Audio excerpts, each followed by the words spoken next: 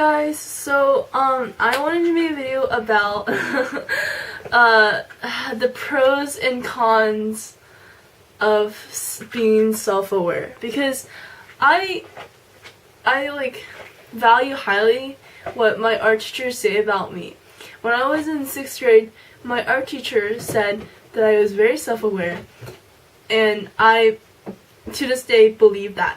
And so I was reading a New York Times article today. It's on my laptop, and I was thinking about the subject of like, what are the pros and cons of being self-aware? I don't really know that many. I just think that it's a fun topic to talk about because it can guide us in exploring this topic of what kind of things self-awareness can help you with or not. And so in this article there says like people who are today there are people who are convinced that self-awareness is relatively useless, that self-knowledge is not going to change the feelings that we are knowledgeable about. Maybe these skeptics know something that I don't, but experience has taught me that while I can't choose what I feel, I do have sway over how I understand my feelings, and that self-understanding can modify and sculpt those feelings, and me included. So this article is titled The Upside of Envy by Gordon Marino, and I'll have a link for this article in my description box. And I think it's a really interesting article because it talks about how even though envy is just envy is a secret admiration. So it's if we envy someone, we also probably admire them too. So it's we want to be like them, or we're envious of them.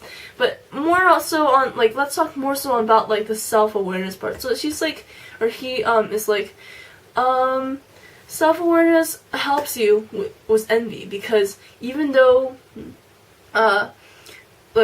you have those feelings, you can understand your feelings and have that self-understand modify those feelings, including envy. I was that's a lot easier said than done, because I am a person who unfortunately I get jealous sometimes, and self-awareness just makes me feel more in the state of this jealousy, and it's uncomfortable, but it's suffering a soreness, because even though you're jealous or uncomfortable, it's comparable to being sore. But when you acknowledge that feeling, if you have a soreness here and you acknowledge that area, it does hurt, but it feels better after a while.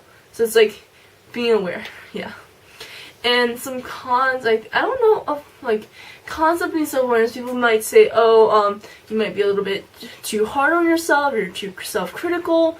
Well, yeah, I mean, I am, and I overthink a lot, and I over-worry, and I a lot of things. But I feel self-awareness is coming to terms with yourself and acknowledging someone else's words, their judgment, and then you don't have to internalize their judgment, but you have to know exactly where you stand in this world, know who you are, and be kind of just realize that your position realistically in the world. You can't be a real optimist, or even not even a realist, because that can be perceived as kind of cynical. But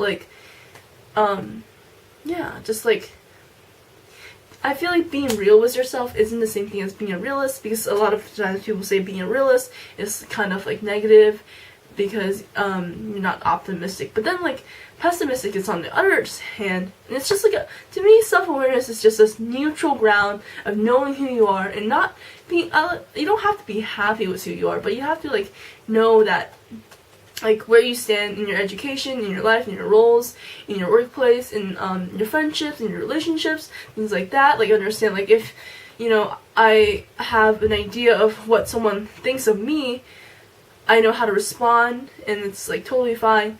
And I don't know even if I'm talking in a clear manner tonight. I just I wanted to pull this video up because I keep on thinking about what has self-awareness helped me with, and I think it has really helped me a lot, because when people say that about me, I take it as a compliment.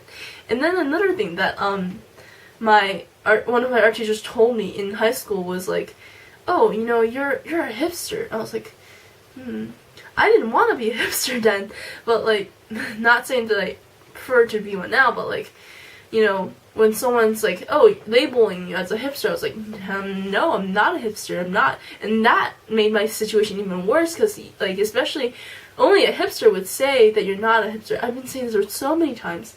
But anyway, that's how I think I'm going. So, thanks for watching, guys. Please hit me up in the comments and tell me what you think of this type of kind of scatterbrained video. Have a good day or night.